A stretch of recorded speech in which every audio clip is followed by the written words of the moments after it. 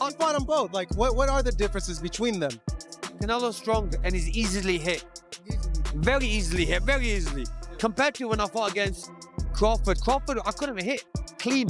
Yeah. So really, that's the difference. And they both hit hard. When you say, I want Canelo, is there anybody in the camp that would say, you're not ready for this? It's a big boy. He's strong. That's a conversation. It's not just, oh, man, you will whoop his ass. Like, yes, man type stuff. I'm not worried about Canelo. I'm not thinking about Canelo. I'm just focused on Israel Magazine. In a small way, is this a stepping stone to your dream fight? I don't look at fights as stepping stone. The thought of a fight between Terence Crawford and Canelo Alvarez has fueled heated discussions among boxing fans for years. Even though Canelo has ruled across several weight classes, many believe Crawford's unique style, sharp footwork, and quick adaptability could seriously challenge the Mexican champion. Crawford has already shown he can break down some of the best fighters in the sport. Opinion, who's the best fighter in the world? We can't put Tank up there in the top 10 in power for power. He has to be somewhere in power for power. And Canelo done something that is amazing when Canelo was able to go to light heavyweight and become light heavyweight champion, something that I didn't even see him going up that heavy, and he did that. So, but as of right now, I have to put Terence Crawford at. Terence Crawford, also known as Bud, is widely seen as one of the top pound-for-pound boxers in the world. His sharp technique, ability to adjust to different styles, and overall versatility make him a serious challenge for anyone in the ring. With a strong professional record of 41-0, Crawford has clearly dominated the welterweight division. 5 fighters right now in boxing. That's your top 5 right now in boxing, not your the top 5 in boxing right now. Right now. Champions or just anybody? Top 5 right now. Shakur #1, hands down. Tank, he up there. Canelo, Inoue, Tyson Fury. Canelo Alvarez, on the other hand, is a powerhouse in the super middleweight division. With a career record of February 2nd 60, he has shown he can handle tougher weight classes with ease. His strength, speed, and years of experience make him a tough challenge for any fighter. Canelo needs to understand he's a different fighter now. The deterioration is there. He's not the same guy. He's not that destroyer who's looking for knockouts early and keeps a pace and a pressure on you. He throws 30 punches around. You're not the same guy. So telling everyone you're going to knock them out and then going into, 6 decisions in a row now? Scores a knockdown every time, power's still there. The problem is the pace and the ability to carry on and push. That's the real difference, and that comes with age. He's 34 going on 45 at this, as far as I'm concerned. He's got a ton of fights, been around for a long time, doesn't have that same desire, the same drive to take the chances against these younger, bigger guys, because he is fighting younger, bigger guys. When he Canelo, and he was like standing right in front of Canelo, and Canelo was just whiffing, it was a life lesson. And then you look at how good Canelo's head movement got after that fight, when he realized it. I mean, my God, when he Danny Jacobs, and Canelo's just standing right in front of him, bobbing. That's all what he learned from fighting. Canelo's career features wins against some of the best in boxing, and his success across multiple weight divisions highlights his skill and flexibility. His power, especially at super middleweight, is a major factor in his dominance. He's known for landing powerful shots while being able to take punches in return, making him a dangerous and highly respected opponent. Mayweather at what? You're 23? 23. That's so young. Yeah. What was that like? I trained so hard, and now obviously I try to beat him, because if you beat him, you want to be the best in the world at 23. What do you think was so impressive about him? His experience. He's so smart. He have everything in a fighter, a complete fighter. He don't have power in the punches, but when you that kind of fighter, you don't need it. Do you think that was the toughest fight you faced? No. What do you I think it's one. Tough fights and difficult fights. That was a difficult fight. Canelo is beating these guys with all 5 layers of defense. Number 1, feet. Number 2, elbows, hands, shoulders, and the mind. This is exactly how both of those guys got to the highest level of boxing supremacy. Canelo Alvarez means to the Mexican fans what Floyd Money Mayweather meant for black people. 50 wins in boxing, no losses, no... Along with his power, Canelo stands out for his quick movement and sharp ring IQ. His head movement, solid defense, and accurate counterpunches make him a complete fighter. Facing top-level opponents throughout his career has sharpened his reactions and strategy. His recent win over Edgar Berlanga in the super middleweight division further confirmed his status as one of the sport's elite. I'll say he is the hardest, for sure. One of the fighters that hit very hard was Angulo. You know, he's a Cuban guy, and he punched very hard too. So I'll say both of them are like the same, but, you know, with Canelo, I was just mentally ready for his shots. You know, I already told myself, I know I'm gonna get hit. I know I'm gonna get hit on my chin, but it's, you know, I gotta bite down on my mouthpiece and push. You know, and look what happened in the third round. I got hit with a left hook. We'd be practicing in camp the whole time, you know, keeping my right hand to my chin, and I wound up just moving, and he connected right on my chin. And you see how I punched my glove. You know, that's like a thing for me when I, you know, my last time when I got dropped, I was punching my gloves. Cause I'm like, damn, I got hit with a shot. I'm not supposed to be on the floor.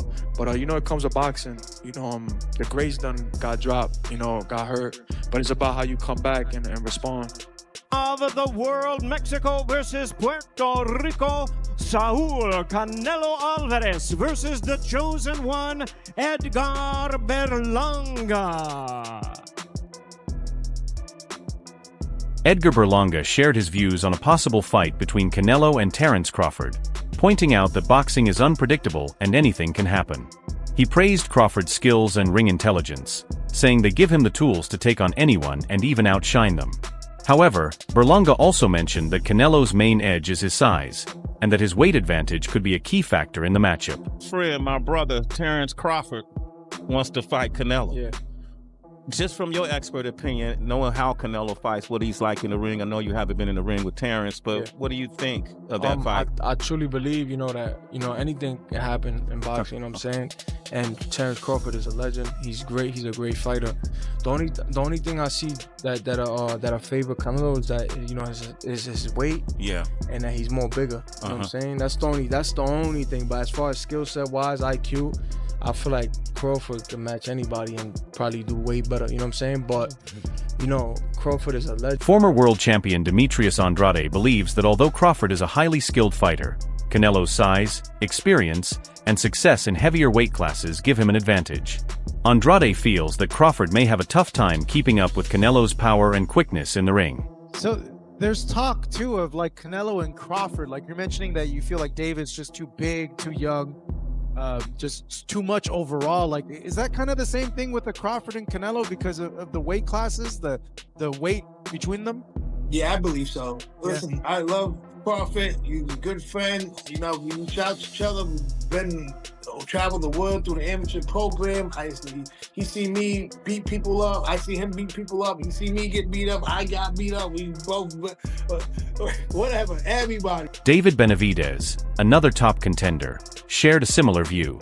He praised Crawford's technique, but questioned whether his power would carry over to the higher weight classes. Benavidez believes that moving up in weight to face Canelo could be a major challenge for Crawford. I don't really say nothing about that. If that's what he wants to do, then that's what he's going to do. Canelo is a man that he does anything he wants to do. I don't think really what people say affects him. But I feel like the people, they want to see David Benavidez versus Canelo Alvarez. It's the biggest fight to make happen, and I feel like I'm the biggest threat to him. Benavidez believes that for Crawford to take on Canelo, he would need to move up 2 weight classes, and he stressed the importance of respecting weight divisions. Despite acknowledging Crawford's outstanding skills, Benavidez gave Canelo the edge in a potential matchup, pointing out the challenges that come with gaining weight. A longtime contender in the 147-pound division, Benavidez is seen as a possible threat to Canelo, though a fight between them has yet to happen. Why the fight Canelo happen? They. But I'm the face of boxing. Crawford wanted a payday, but Crawford didn't do good at 54. When I talk to people, they all tell me you would have knocked him out at 68. Well, he knows now. He experimented the 154, and he knows. Maybe do in 168 for a big. Moving up 2 weight classes would be one of Crawford's biggest challenges. He dropped to 150 pounds for his last fight, where he defeated Israel Madrimov by decision. However, jumping to super middleweight would mean going up against larger and stronger fighters, making the task even more demanding. Terence Crawford, I see he wants to fight. He's made it clear. Do fights like that help your legacy, or do you feel like that's something that's not worth it to you? Everything in my career, every fight make my legacy different and better, no? Terence Crawford is a great fighter, he's a good fighter, but you know, like I say, it's a weight classes for a reason. I'm focused 100% on Berlanga, and you never know what happens. Despite the challenges, Crawford's speed and ability to adapt could play a key role in the fight. His skill in switching stances and using both hands effectively makes him hard to read and counter. Along with that, his sharp footwork and high ring IQ help him control the pace and flow of the fight. I feel like Terrence's walk. Oh, incredible. It was fire. Right, yeah, especially being to the fight, no one knew who Willie was going to win.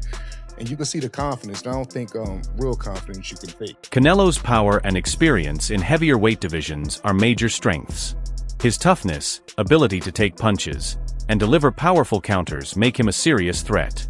His quick movement and agility also enhance his well-rounded fighting style. Definition of boxing. Please look up the definition of boxing. The martial arts of boxing, and then come back with your opinion. Because boxing is not all about knocking somebody out. Yes, that's part of it. That can happen, but boxing is a sport where you can outpoint somebody too. That's why they go to the scorecard. I appreciate that take, bro. That's real educated, man, real thoughtful. But you know, you ain't had a decision in a long time, bro. You know, you known for like being a great finisher. So I appreciate that, but that ain't how you move. Crawford, who recently moved up to 150 pounds, won the WBO interim super welterweight title, but didn't seem to have the same power he showed at 147 pounds.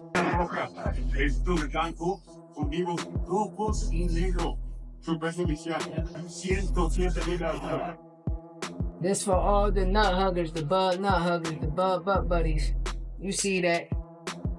You see that? We see that. You understand me? You see what that say? Jamel Charlo what is the WBA junior middleweight champion in recess. Jamel Charlo is the WBC junior middleweight champion in recess. Nah, I mean, Virgil Ortiz Jr. is the WBC intern junior middleweight champion. Nah, I mean, so make it make sense. People gotta make it make sense. Charlo's still a big dog there. Yeah, that's my camera behind me. Charlo's still a big dog there.